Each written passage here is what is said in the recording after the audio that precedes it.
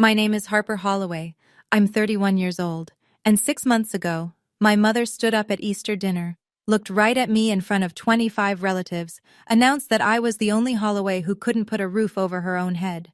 She was wrong, but not in the way you'd expect. My dad nodded along like he always does. My sister laughed and leaned over to me with that pitying smile. "You're jealous, aren't you?"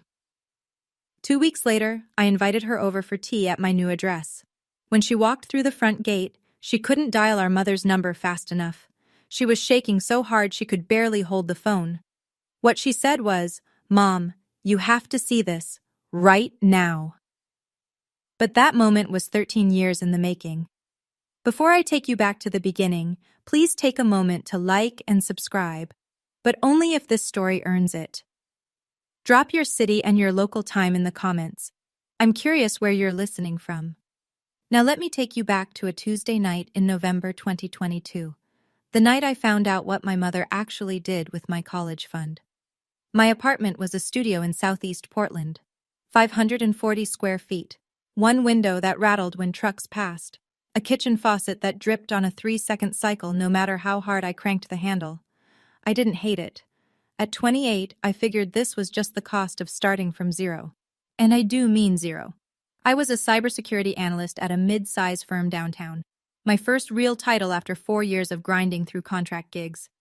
Salary, $68,000 before taxes. Student loan payment, $1,400 a month. I ate a lot of rice and frozen vegetables. I drove a 2011 Civic with a cracked dash. I kept a spreadsheet on my phone that told me, down to the penny, how much I could spend on groceries each week. That's the life my mother liked to describe to relatives at family dinners, except she made it sound worse. Here's what she didn't describe: the reason I had student loans in the first place. When I was 18, 2 weeks before my freshman year at Oregon State, my mother sat me down at the kitchen table. Her voice was soft, the way it gets when she's delivering bad news she's already rehearsed. "Sweetheart, your college fund, it didn't survive the market. It's gone. I'm so sorry." I cried. She held me. Then she helped me fill out federal loan paperwork the next morning, like it was the most natural thing in the world. Meanwhile, my sister Meredith had bought her first house at 27, 4 bedrooms in Lake Oswego. My mother told everyone the same story.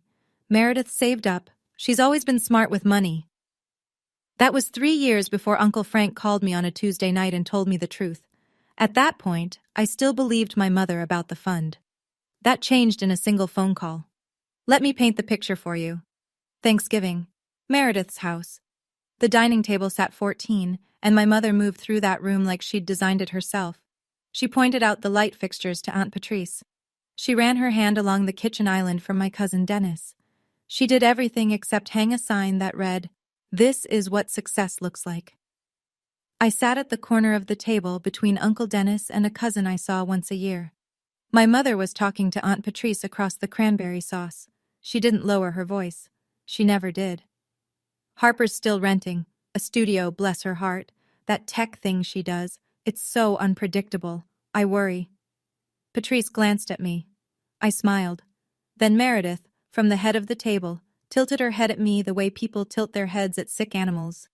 "Hey, Harper, want me to ask around at the brokerage? Real estate is way more stable than whatever you're doing."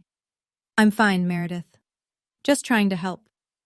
My father looked at his plate. He cut his turkey into very small pieces. He didn't say a word. After dinner, I offered to help with dishes. Meredith waved me off. "You're a guest." She said it kindly, but the subtext was clear.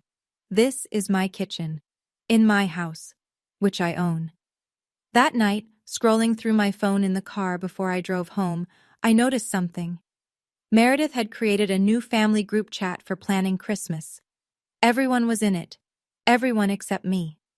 When I texted her about it, she replied in 30 seconds. "Oh my God, I totally forgot. Adding you now." She never added me. The call came on a Tuesday in November. I was sitting on the floor of my studio, laptop open, debugging a firewall config for a client presentation the next morning. My phone buzzed. Uncle Frank. He never called. We texted on birthdays, maybe. That was it. I picked up. "Harper?" His voice sounded like he'd been pacing. I've been going back and forth about this for a long time, but I can't carry it anymore. Carry what, Uncle Frank? A long pause. I could hear him breathing. Your mother didn't lose your college fund, sweetheart. She withdrew it. All of it. $42,380. The March you turned 18. I didn't say anything. I was at the bank. I watched her sign the withdrawal form. I told her it was wrong. She told me to mind my own business. Then she didn't speak to me for 2 years. The faucet dripped. 3-second cycle. Drip, drip, drip. The money went straight into her joint account with your father. 2 weeks later, Meredith closed on her down payment. I slid off the couch onto the kitchen floor, cold tile on the backs of my legs. Phone pressed against my ear so hard it hurt. I didn't cry. Something behind my ribs just went quiet, like a pilot light going out. Harper? You there? I'm here. I know this is a lot, but you deserve to know. Yeah. My voice sounded like it belonged to someone else. Yeah, I did. Uncle Frank said one more thing before he hung up. I kept the bank statements, Harper. All of them. You tell me when you're ready. I sat on that floor for a very long time after the line went dead. I didn't sleep that night. I lay on my back staring at a water stain on the ceiling and ran the math. $42,000, withdrawn in March of my senior year. With even conservative growth over the 13 years since, call it 5% annually, that fund would have been worth close to $55,000 in today's dollars. $55,000 that was supposed to pay for my education, that instead paid for my sister's front door. But the money wasn't even the worst part. The worst part was what would happen if I confronted my mother. I could see it so clearly it made my jaw ache. Gloria Holloway did not lose arguments. She redirected them. If I called her, she'd deny it. She'd say Frank was bitter, that he'd always been dramatic, that he was trying to destroy the family. Meredith would back her up, she always did. My father would sit in his recliner with the TV volume turned up 2 notches higher than normal, and within 48 hours my mother would have called every aunt and cousin to explain that poor Harper was going through something and lashing out. I'd become the villain. She'd become the victim. Nothing would change. But if I stayed silent, I kept being the footnote, the family cautionary tale, the daughter who rented a studio and worked in that tech thing. Neither option moved me forward. So at 2 a.m, I opened my laptop. I created a spreadsheet with 3 columns: monthly income, monthly savings, target. The target had a 7-figure number. Confrontation gives liars a stage. I decided I'd build my own stage instead. I closed the laptop at 3:15, set my alarm for 6, and went to sleep for the first time that night. I had a presentation in the morning. My mother called the following Sunday. Sweetheart, I ran into Patrice at the store. She mentioned a landlord in Milwaukee who has some affordable units. Shall I get the number? I gripped my phone. I'm not looking for a new place, Mom. Oh, I just thought you mentioned your rent went up. I didn't mention that. Well, someone did. Anyway, it couldn't hurt to have a backup. After she hung up, I sat very still. Then I opened Facebook. Aunt Patrice had messaged me 4 days earlier. Hey honey, your mom said you're looking for something cheaper? I know a guy. Uncle Dennis. Harper, no shame in downsizing. Let me know if you need help moving. My cousin Laura. Your mom told my mom you're in a tough spot. Thinking of you. My mother had turned me into a charity case. She'd called every branch of the family tree and told them I was drowning, without ever asking me how I was actually doing. I scrolled through 7 messages. 7 different relatives, all parroting the same story. Gloria Holloway's version of my life, distributed like a press release. Then I noticed Meredith's Facebook post from that morning. A photo of her newly remodeled kitchen, white quartz countertops, brass fixtures. Caption: So grateful for this space. Thanks, Mom, for always believing in me. The post was dated November 17th, my birthday. I put the phone down. I opened my spreadsheet. I adjusted the savings column upward by $200 a month. That meant no eating out, no new clothes, no streaming subscriptions. I was fine with that. My mother measured my worth in square footage. I was done converting. There was one person I trusted at work, Diane Prescott, VP of Threat Intelligence. 56 years old, silver bob, reading glasses she wore on a chain like a librarian who could also dismantle your network in 12 minutes. I didn't tell her about my family. Not then. I just asked a question. Diane, what does it take to move up here? She looked at me over those glasses. You're already doing the work, Harper. You just need to stop being invisible. She pushed a file across her desk. A proposal for a new enterprise security audit, our biggest client, a regional hospital chain. The previous team lead had quit mid-project. This is yours if you want it. It's ugly, tight deadline. But if you land it, people above me will know your name. I took the file. For the next 11 months, I worked 12-hour days, sometimes 14. I lived on coffee and meal-prepped chicken.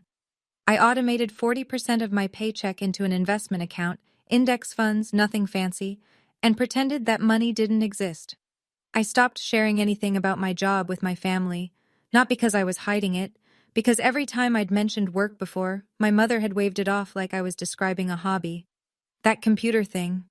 Are they even going to keep you? The last time I'd told her about a project win, she'd changed the subject to Meredith's new patio furniture within 2 sentences. So I just stopped. And nobody noticed. The hospital audit shipped on time, under budget. The client renewed for 3 years. Diane sent me a 2-line email the day the contract closed. Nice work. Come see me Monday. 12 months later, Diane called me into her office. I thought I was in trouble. I was wrong. A year can change everything if you let it. Diane promoted me to team lead. Salary jumped to $112,000. New badge, new floor, new title on the company directory. I didn't post about it. I didn't call anyone. I just updated my spreadsheet. Christmas came around. Meredith hosted, as always. Her house smelled like cinnamon and new paint. She'd remodeled the living room, $30,000, she announced to the room within 5 minutes of our arrival. Shiplap accent wall, recessed lighting, a 75-inch TV mounted like a museum piece. My mother walked guests through like a docent. Meredith picked the wood herself. Isn't she talented? This kitchen layout was entirely her idea. Then she found me by the drink table. So, still renting that little place? Yes, Mom. Well, at least you're saving, right? Her voice dripped with the kind of sympathy you offer strangers at a bus stop. Meredith appeared at her elbow. You know, Harper, if you'd listened to me about real estate... I'm fine, Meredith. I'm just saying, I could have gotten you into the market years ago. Sure. You don't have to be defensive. I'm not. My mother patted Meredith's arm. Your sister bought this kitchen herself. That's what a plan looks like, Harper.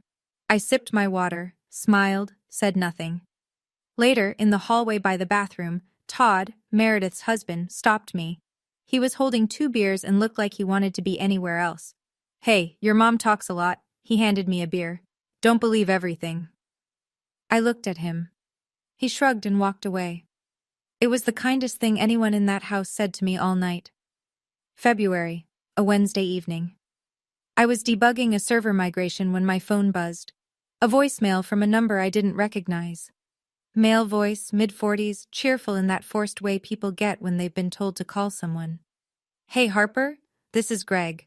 Greg Whitaker. Your mom gave me your number. She says we'd really hit it off. I'm in commercial insurance. Got a place over in Beaverton. Anyway, give me a ring when you get a chance. I deleted the message. 20 minutes later, my mother texted, Gloria. Greg is a catch, Harper. His mother says he owns his house outright. Harper. I didn't ask you to set me up, Mom. Gloria. You're 31. No house, no husband. I'm trying to help. Harper. I said no. Gloria. He owns a house, Harper. Harper. Good for him. Gloria. You're going to end up alone. I stared at the screen. My thumb hovered over the keyboard for maybe 10 seconds. Then I locked the phone, set it face down on the desk, and went back to my server migration. She measured every milestone against real estate and a marriage license. 31 and single? Crisis. 31 and renting? Emergency. It didn't matter that I led a team of 9 people. It didn't matter that my company had trusted me with a 7-figure client portfolio. None of that registered on Gloria Holloway's scoreboard. I finished the migration at 11:40 that night. Clean deployment, 0 downtime. My team slacked me a string of party emojis. I made a cup of tea, sat on my studio floor, and thought about Greg Whitaker and his house in Beaverton. Then I opened Zillow. Not for Greg, for me. 6 months after that, everything accelerated. Diane promoted me again, senior manager, salary $145,000 plus bonus. The index fund I'd been feeding for 2 years had nearly doubled. My spreadsheet, the one I'd built at 2 in the morning on that cold November night, finally had numbers that meant something. I started driving through neighborhoods on Saturday mornings. Alone. Coffee in the cup holder. Phone on silent. I didn't tell anyone, not Diane, not Uncle Frank, not a soul. I wasn't looking for a house. I was looking for a feeling. I found it on a hillside in West Hills. 4 bedrooms. A wraparound deck that overlooked a valley of Douglas firs. Floor-to-ceiling windows in the living room that turned the sunset into a wall of amber and copper. Hardwood floors. Stone fireplace. A kitchen island with space for 6 people to sit and nobody to feel like they were at the kids' table. The listing price was $950,000. I ran the numbers twice, called my financial advisor, reviewed my portfolio, then I called the listing agent and made an offer. 3 weeks later, I sat in a title office and signed my name 47 times. They handed me a key and a folder containing the deed. I walked to my car, sat in the driver's seat, held the key in my palm. It was warm from the title agent's hand. I didn't call my mother. I didn't text Meredith. I didn't post anything. I just drove to my new house, unlocked the front door, and stood in the empty living room while the last bit of daylight slid down the far wall. I had the key. I had the deed. What I didn't have was a reason to tell my family. Not yet. I moved in on a Saturday in early January. No moving truck, no fanfare. Just my Civic packed tight with whatever mattered: clothes, laptop, a box of books, a cast iron skillet that had survived 4 apartments. The house was empty and enormous. My footsteps echoed off the oak floors. Sunlight came through the wall of glass in the living room and through long rectangles across the bare floor. Outside, Doug firs swayed in a breeze that smelled like rain and cold earth. I bought furniture slowly. A couch first, gray, deep-cushioned, big enough to disappear into. Then a bed frame. A kitchen table I found at an estate sale in Selwood, solid maple, slightly scarred. I liked the scars. They made it feel earned. One weekend, I painted the living room wall behind the fireplace. Warm white. It took 2 coats and most of a Sunday. My arms ached. I didn't mind. The only person I invited over was Diane. She stood in the entryway, looked up at the vaulted ceiling, then out through the glass at the valley below. She was quiet for a long time. "This is stunning, Harper. Does your family know?" "Not yet." She studied my face. "You're not punishing them by hiding this. You're protecting yourself." "Maybe." I poured her a glass of wine. "Or maybe I just don't want to hand them another thing to ruin." That night, after Diane left, I unpacked a file box I'd been avoiding. On top was the deed to the house. Beneath it was a folded document in a manila envelope, the one Uncle Frank had mailed me the week before. I looked at it. Then I put both documents in the top drawer of my desk. There was a second document in that drawer. I wasn't ready to look at it yet. In March, Meredith's daughter Lily turned 4. Birthday party at Meredith's house. The whole family crammed into the backyard under a rented canopy. I brought a stuffed elephant and a card with a 20 inside. Lily hugged my leg and ran off. That part was good. Then my mother introduced me to her new book club friends who'd come for the party. "This is Harper, my youngest." She put her hand on my shoulder. "She's still finding her path." "I'm a senior manager in cybersecurity, Mom." My mother laughed, not at the joke, because there wasn't one, but in the way people laugh to fill a gap. "Oh, those tech titles. They change every week, don't they?" Meredith, passing behind us with a plate of cupcakes. "At least she has a good attitude about it."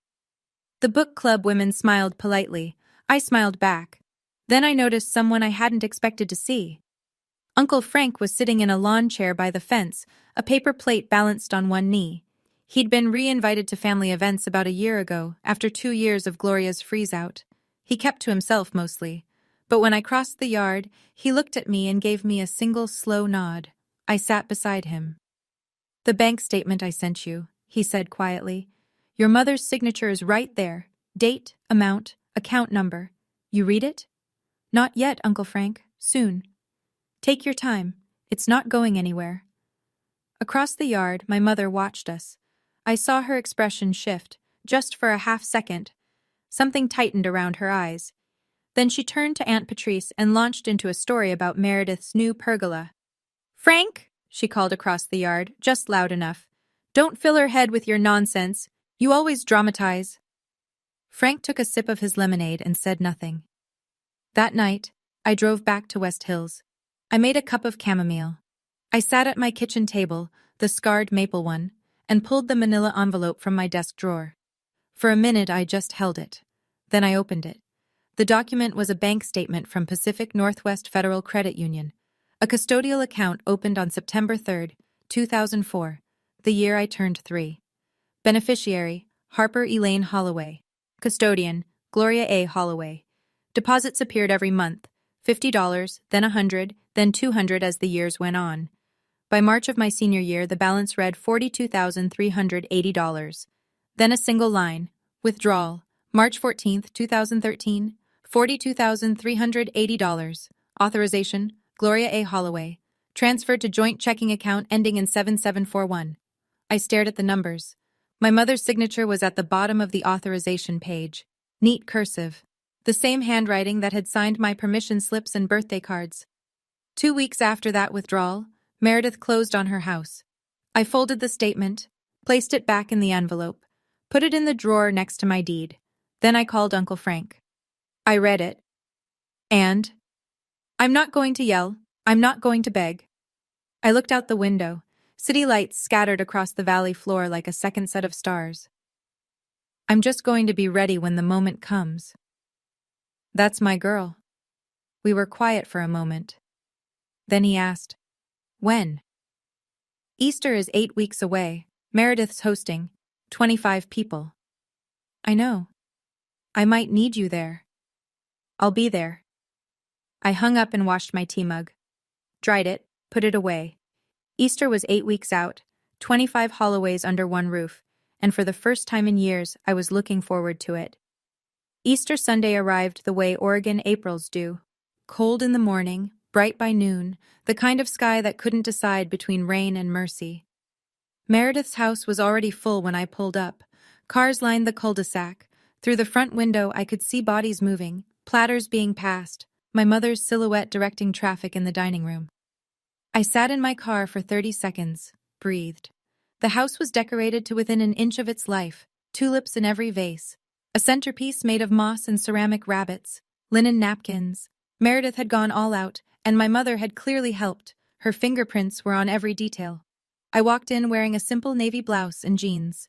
No jewelry, no statement piece.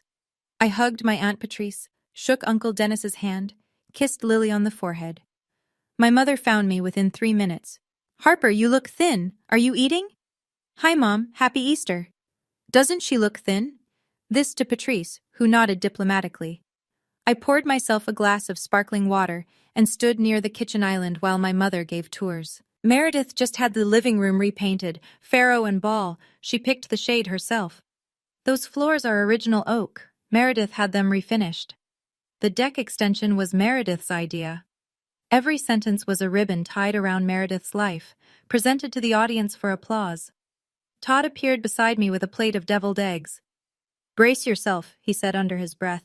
Your mom's in performance mode. I took an egg. I know. She's been rehearsing the toast since Thursday. I looked at him. Toast? Todd winced slightly. You'll see. I didn't need to brace. I'd already decided what I was going to do after dinner. Not during, after. After the meal, everyone drifted into the living room. Kids on the floor, adults in chairs. My mother stood in the center, wineglass raised, glowing like a woman who had rehearsed this exact moment in her bathroom mirror. I just want to say a few words. She looked around the room. Meredith, thank you for hosting, for opening your beautiful home to all of us. She swept her hand wide. This house, this life you've built, this is what hard work looks like. The room applauded. My mother smiled. Then she turned to me. And Harper, honey? Her voice dropped into that register. The soft one. The one that sounds like compassion, but cuts like a credit check. We're all rooting for you. One day, you'll get there. A few people laughed, short, uncomfortable. My cousin Laura looked at her shoes. Uncle Dennis coughed. Meredith leaned toward me from the next chair, close enough that 5 or 6 people could hear. There's no shame in renting, Harper. We all start somewhere. The pity in her voice could have filled a swimming pool. Then Aunt Patrice, sweet Patrice, who meant well and understood nothing, reached over and touched my arm. Gloria told me you're looking for a cheaper place? I know a wonderful landlord in Milwaukee. The room got quieter. Heads turned. My mother had told everyone. Every single person in this room believed I was struggling, downsizing, barely scraping by. She'd built that narrative so carefully, over so many years, that it was now the only version of me any of them had ever known. I'm not looking for a cheaper place, Patrice. Oh, honey, there's no shame in asking for help. I didn't ask. My mother's chin lifted. Your pride will be your downfall, Harper. I set my glass down. I didn't say another word. Not yet. It happened in the hallway 10 minutes after the toast. Meredith caught me as I was heading toward the coat closet. She positioned herself between me and the front door, arms crossed, head tilted. 5 or 6 people lingered within earshot. Patrice, Dennis, cousin Laura, Todd. Honestly, Harper, Meredith's voice was half whisper, half performance. Are you jealous? It's okay to admit it. Jealous of what, Meredith? She waved her hand in a slow circle. The house, the life, the fixed-rate mortgage and the shiplap accent wall and the $30,000 kitchen. Of this. I worked for this. I looked at her, held her gaze for 3 full seconds. The hallway was very quiet. I'm sure you did. Something flickered across her face. What's that supposed to mean? Nothing. It means I'm sure you did. She stared at me. I didn't blink. She couldn't read me, and that scared her more than any insult would have.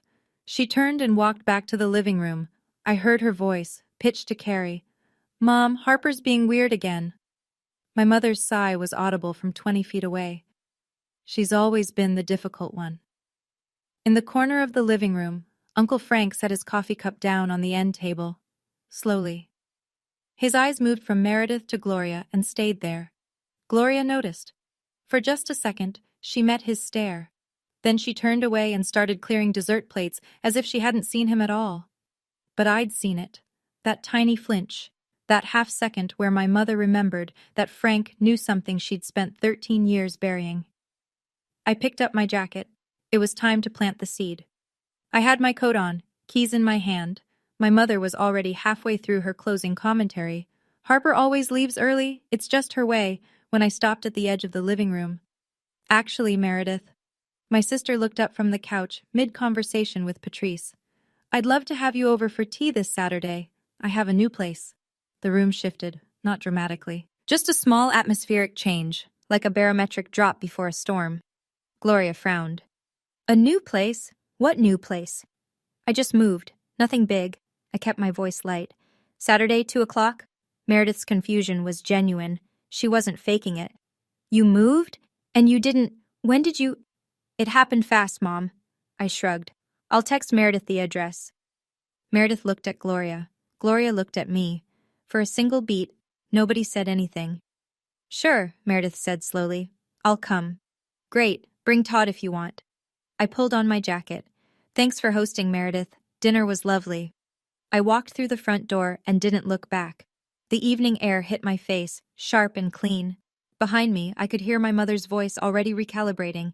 She's probably renting another apartment. You know how she is.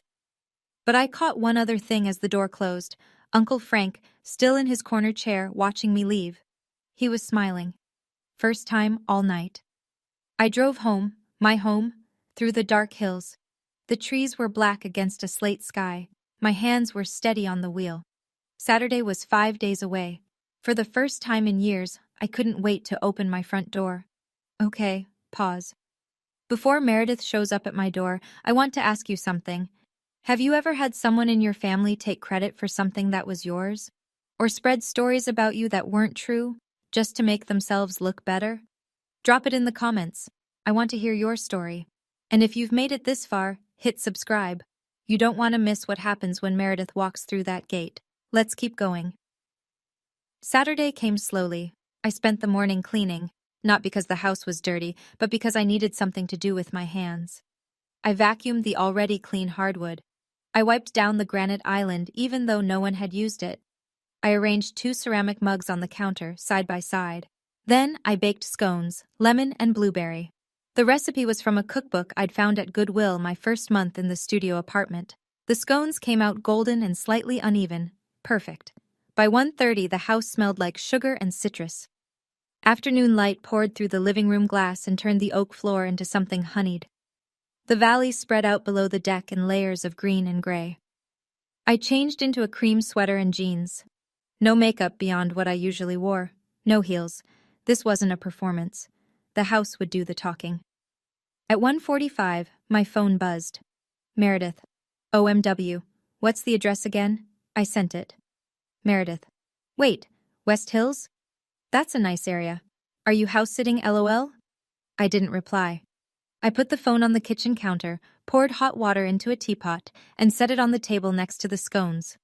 2 chairs, 2 napkins. Simple. Then I sat in the living room and looked out the window. The firs were swaying in a light wind. Somewhere far below, a car horn sounded and faded. My hands weren't shaking. For the first time in years, they were perfectly still. I heard gravel crunch in the driveway at exactly 2:03. I stood up, smoothed my sweater, and walked to the front door. Meredith's SUV sat in the driveway, engines still running. I could see her through the windshield. She wasn't moving. She was staring at the house the way you stare at something that doesn't match the picture in your head. She turned off the engine, got out, stood on the driveway with her purse hanging from one hand and her mouth slightly open. I opened the front door. Hey, come on in, tea's ready. She walked up the stone path. Her heels clicked on the pavers.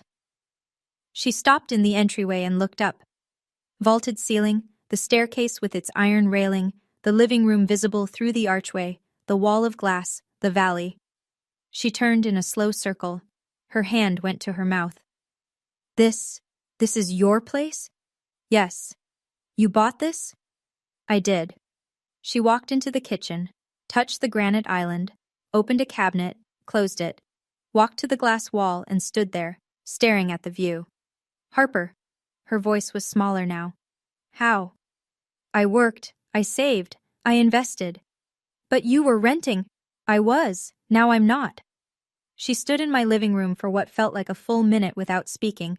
Then her face crumpled, not into anger, not into happiness, into something I hadn't expected. Confusion. Raw, disorienting confusion. She pulled out her phone. Her fingers were shaking. She hit dial, pressed the phone to her ear, waited 1 ring, 2. Mom, her voice cracked. Mom, you need to come here, right now. You have to see this, right now. I heard Gloria's voice through the speaker, tinny and alarmed. What? What is it? Are you hurt? Just come. I'll send you the address. Meredith hung up and looked at me. I gestured to the kitchen table. Would you like sugar in your tea? Gloria arrived in 19 minutes. That's fast from Lake Oswego to West Hills on a Saturday. She must have driven like the house was on fire. I heard 2 car doors. My mother's heels on the stone path, fast and sharp. My father's slower steps behind her. Meredith opened the front door before I could. In here. Come in. Gloria stepped into the entryway. She was wearing a lavender cardigan and the pearl earrings she saved for events. She must have been getting ready for something when Meredith called. She looked up. She stopped. 5 seconds. No sound except the wind through the trees outside. What is this? My house, Mom. Welcome. She walked forward as if the floor might not hold, into the living room. She touched the back of my couch, looked at the fireplace, the stone mantel, the built-in bookshelves I'd been slowly filling. She walked to the glass wall and stared at the valley. But you never said... Her voice was thin. How could you afford... I've been a senior director at my company for a year, Mom. My salary and investments covered it. Senior director? Since when? Since you stopped asking about my job. She turned around. Her face was the color of paper. Richard stood in the doorway. He hadn't moved past the threshold. His eyes were red. His chin was trembling. I'm proud of you, Harper. His voice barely held together. It was the first time he'd said those words to me in my adult life. Gloria spun toward him. Did you know about this? No, I didn't. Then my father did something I'd never seen before. He walked across the room and put his arms around me. Gloria stood 3 feet away, outside the embrace, face white, hands at her sides. My father held me for a long time. He smelled like sawdust and Old Spice. Same as when I was 10, same as always. His hands shook against my back. When he let go, the room had shifted. Meredith was sitting on the edge of the couch, knees pressed together, staring at the floor. Gloria hadn't moved from her spot by the window. And then Meredith said the thing that cracked the dam. I don't understand. She looked up at me. How did you save enough? You had student loans, massive ones. Yes, I did. I mean, neither of us had a college fund. Mom said both funds were lost in the— Yours wasn't lost, Meredith. The room went airless.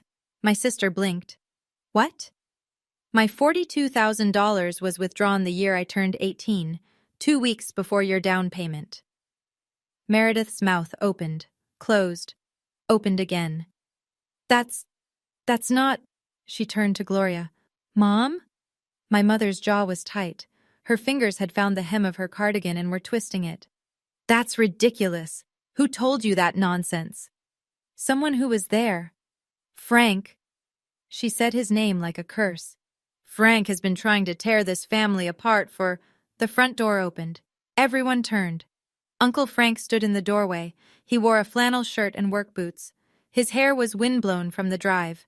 In his right hand, he held a plain white envelope. He looked at Gloria. She looked at the envelope. For the first time in my life, I saw my mother completely, utterly silent. Hey, everyone. Frank stepped inside and wiped his boots on the mat.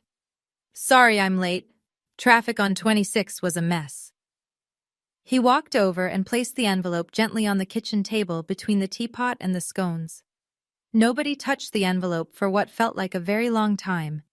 Then I picked it up, unsealed the flap, pulled out the bank statement and laid it flat on the table. Pacific Northwest Federal Credit Union, I said. My voice was even. Custodial account opened September 2004.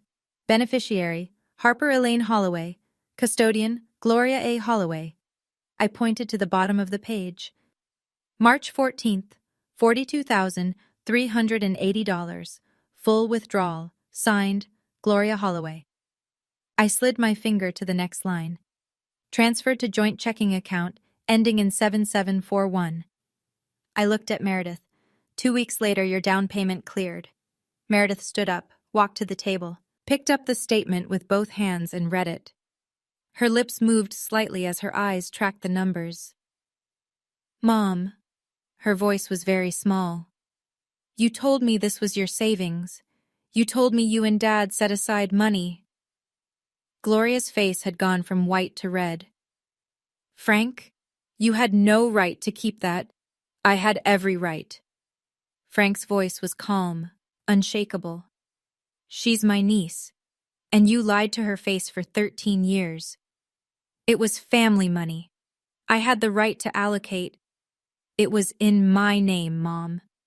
I said it quietly, but the room heard it. A custodial account for my education, not Meredith's down payment. Richard was sitting now. He'd found a chair by the wall. His head was in his hands. Gloria. His voice came out raw. You told me the fund performed badly. You showed me a statement. Frank shook his head. She showed you a different statement, Rich. The real one is right there on the table. Everything I did was for this family, Gloria said. No, Mom. I met her eyes. It was for Meredith. Meredith put the bank statement down. She pressed her palms flat against the table and stared at the grain of the wood. Mom. She didn't look up. You told me it was your savings. You told me Harper's fund was gone. I did what was best. Gloria's voice had shifted. Higher, faster, defensive. Meredith, you needed a house. You were getting married. Harper was always... She was always fine on her own. Fine on my own because I had no choice, I said. Meredith looked at me. Her mascara was starting to smudge. I didn't know, Harper. I swear I didn't know. You didn't ask. I kept my voice steady. That's not the same as not knowing. She flinched. It was slight, a tightening around the eyes, a small inward breath. But it was real. She knew I was right. Todd had been standing in the kitchen doorway the entire time, arms at his sides. He'd come with Meredith. He'd heard everything. He looked at his wife. Mare, we need to talk about this at home. Todd, please. Your sister built this house. He looked around the room. By herself, while your mother told everyone she was broke. Think about that. Meredith pressed her fingers against her eyelids. She was crying now, quietly, the way people cry when the tears have been waiting a long time. Richard finally lifted his head. His voice was barely above a whisper. Gloria, you told me the fund performed badly. I saw a statement. It showed losses. Frank crossed his arms. She showed you a manufactured summary, Rich. The real account record, the one from the credit union, has her signature on the withdrawal. It's not ambiguous. Richard looked at his wife of 36 years. She looked at the floor. He didn't say anything else. He didn't need to. My mother tried one more time. Harper. She straightened her spine, found her voice, the one she used at PTA meetings, at holiday tables, at every occasion where she needed to be the authority in the room. After everything I've done for you, I raised you, I fed you, I kept this family together. You raised me, I nodded. That's true, and I'm grateful for the parts that were real. She started to speak. I held up one hand, not aggressively, just a pause. But you also stole from me and lied about it for 13 years. Those two things can both be true, Mom.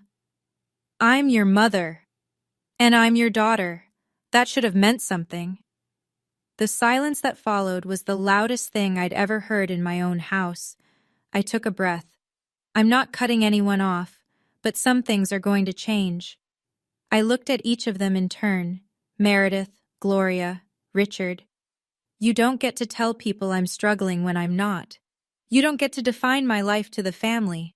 You don't get to rewrite my story so yours sounds better. Gloria's mouth opened. Nothing came out. And if you want to be in this house, I paused. You come as a guest, not as a narrator. The teapot was still warm on the table. The scones sat untouched on their plate. I'm not asking for the money back, I said. I don't need it. I built this without it. But I am asking you to stop lying about who I am. Nobody spoke. I picked up the teapot and filled 2 mugs, set one in front of Meredith, one in front of the empty chair next to her. Tea's getting cold. Gloria, for the first time in my memory, had absolutely nothing to say. If you've ever had to set a boundary with someone who raised you, and I know that's one of the hardest things a person can do, drop A in the comments. And if this story is hitting close to home, share it with someone who needs to hear it today. Sometimes knowing you're not alone makes all the difference. Let's keep going. There's more. The fallout was fast. By Sunday night, the story had spread through the entire family, like water through a crack in the foundation. Todd told his sister. His sister told her husband. Meredith, whether she meant to or not, confirmed the details to Aunt Patrice on the phone that evening. And once Patrice knew, it might as well have been printed in the newspaper. My phone started ringing Monday morning. Patrice. Gloria told us you were broke. We had no idea, Harper.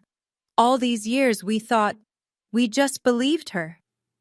Uncle Dennis. Kid, why didn't you ever say something?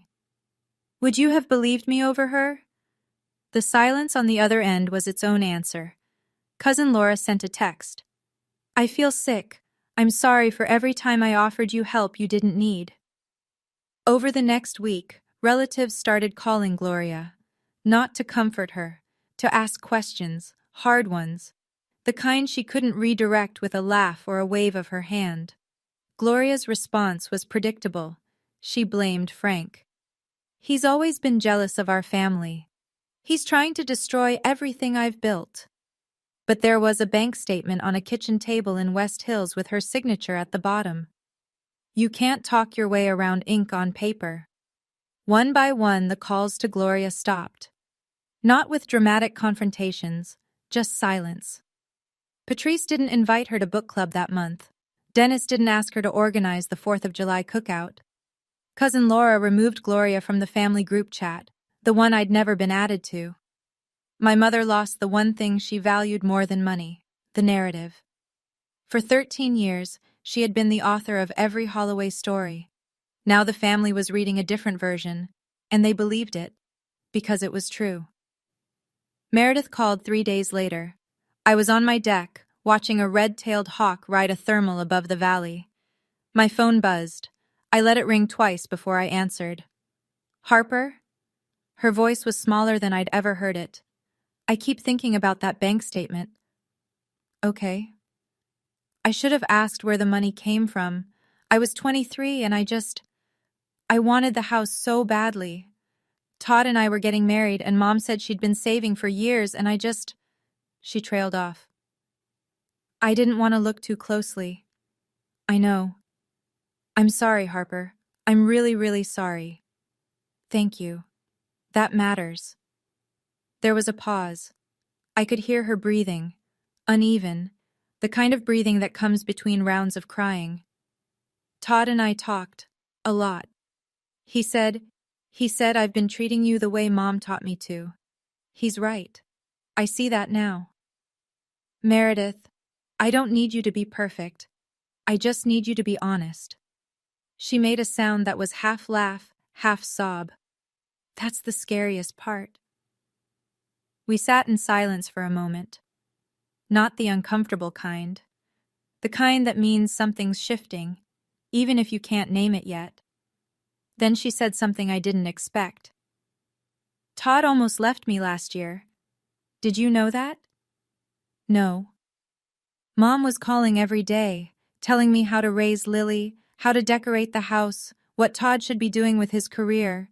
Todd said he didn't marry Mom, he married me, and if I couldn't see the difference, he was done. I didn't want to see it, she said quietly, because if I saw it, I'd have to give something back. I let that sit. I didn't need to add anything. 2 weeks later, my mother called. I was making dinner. Roasted chicken, rosemary potatoes, green salad. I answered on the 4th ring. Harper. Her voice was different, quieter, stripped of the usual polish. Hi, Mom. Nobody calls me anymore. Patrice won't return my messages. Dennis told me he needs space. She said the word like it tasted foreign. Your sister barely speaks to me. That's not my doing, Mom. I just wanted Meredith to have a good start. That's all it was. At my expense, without telling me, without asking. A long silence. I thought you'd never find out. I turned down the stove, leaned against the counter. That's the part that hurts the most, Mom. Not the money. The fact that you were comfortable lying to me forever. I could hear her breathing, quick and shallow, the way you breathe when you're trying not to cry. For a moment, I almost felt sorry for her, almost. Can we just go back to normal? No, but we can go forward, if you're willing to be honest. She didn't respond for a long time. I could hear the clock ticking in her kitchen through the phone, the same clock that had hung over the stove my entire childhood. I don't know how, she finally said. I closed my eyes. That's the first honest thing you've said to me in 13 years, she hung up. I finished making dinner. The next Saturday, my doorbell rang. It was my father, alone. No Gloria. He was holding a toolbox. Your deck railing looked loose when I was here last time. You want to fix it? If you'll let me. I held the door open. He stepped inside. We didn't talk much that afternoon. He fixed the railing. I made coffee. We sat on the deck and watched the light change. It wasn't much, but he was there. Summer came. I stood in a conference room on a Tuesday morning while Diane introduced me to the entire company. New title, Vice President of Security Operations, 200 people on the Zoom call, 3 offices watching on the big screen. Diane said, Harper Holloway has been the backbone of our security practice for 3 years. She's earned this, every single day. People applauded. I thanked them and sat down. My hands were steady. I didn't post about it. I didn't tell my family. Not yet. Some things you hold for yourself first. The following weekend, I invited Uncle Frank over for dinner.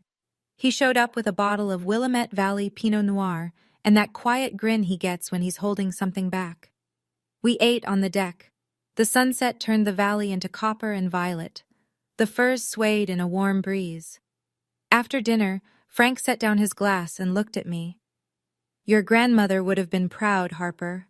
I paused. Grandma Margaret? She's the one who opened that fund for you, not your mother. Margaret started it the year you were born, $50 a month from her Social Security check. She told Gloria to keep it for your education and nothing else. I put my fork down. Mom never told me that. No, she wouldn't have. My grandmother had died when I was 14. I remembered her hands, always warm, always smelling like lavender soap. I remembered her saying, at every visit, "You're the stubborn one, Harper." She'd say it like it was the best thing a person could be. I cried, first time in this entire story. Not from sadness. From knowing that even when nobody in my house was watching out for me, someone had been. From the very beginning. Frank handed me a napkin and didn't say a word. Meredith and I started meeting once a month. Never at either of our houses. Neutral ground, a coffee shop on Division Street with wobbly tables and espresso that could strip paint. The first few times were awkward. Lots of silences, lots of stirring drinks that didn't need stirring. But we kept showing up. She told me about couples therapy with Todd, about learning to hear her own voice instead of Gloria's, about the moment she realized she'd been performing her entire adult life, staging her home, curating her Facebook, measuring her worth by the same ruler our mother had built. I was so busy proving I was the successful one, she said, that I never asked if I was happy. I didn't have an answer for that, but I listened, and sometimes that's enough. In September, a letter arrived at my house. No return address I recognized. Inside, a single page, handwritten. My mother's handwriting. The same neat cursive that was on the bank withdrawal form. Harper, I made choices that weren't mine to make. I'm trying to understand why. I don't know if I can explain it, but I'm trying. Mom. No, I'm sorry. No grand apology. Just an opening. Small and uncertain, like a crack in a wall. I read it twice, folded it carefully, put it in the top drawer of my desk, next to the deed and the bank statement. 3 documents that told the story of who my family was and who we might become. A week later, Meredith invited me to Thanksgiving. Her house. You don't have to come, she said, but I'd like you there. Will Mom be there? Yes. I thought about it for exactly 1 day. I'll come, but I'm driving myself, and I'll leave when I'm ready. That's fair. It was. For the first time, it actually was. I'm sitting in my living room right now, telling you this story. The fire's going. There's a cup of coffee on the side table that's gone lukewarm because I've been talking to you for a while. Outside, the valley is gray-green under low clouds, and the firs are doing that slow sway they do when the wind can't decide which direction to blow. My mother measured success in square footage. My sister measured it in comparison. My father measured it by keeping the peace, which, it turns out, isn't the same as keeping anyone safe. And me? For a long time, I measured it in silence, the kind of silence that builds things nobody sees coming. I don't hate my mother. Hate is heavy, and I've been carrying enough. I don't hate Meredith either. She's trying, clumsily, imperfectly, and that counts. What I stopped doing was waiting for them to see me, waiting for them to give me permission to be proud of what I'd built, waiting for the version of my mother who would look at my life and say, I was wrong. I built something they couldn't ignore, not to punish them, not to prove them wrong, but because I deserved a life that wasn't written by someone else. If you're in a family where your worth gets measured by someone else's ruler, put the ruler down. You don't have to break it. You don't have to throw it away. Just put it down and pick up your own. The front door to my house has a deadbolt that I paid for, on a door that I chose, in a home that I earned. But the best part isn't the house. The best part is that I'm the one who decides who gets the key. 3 things I learned the hard way. 1. Silence isn't weakness. Sometimes it's strategy. The loudest response I ever gave my family was a house on a hill and a teapot on the table. 2. You don't owe anyone a confrontation, but you owe yourself the truth. The bank statement didn't fix everything, but it meant nobody could rewrite my story again. 3. Boundaries aren't walls. They're doors with better locks. My mother can knock. She just can't walk in and rearrange the furniture anymore. If any of this hit home, leave a comment and tell me, which of those 3 lessons landed the hardest for you? I read every single one. And if you want to hear another story about someone who refused to stay small, I've linked one in the description that I think you'll love. Thank you for staying until the end. I mean that. I'll see you in the next one.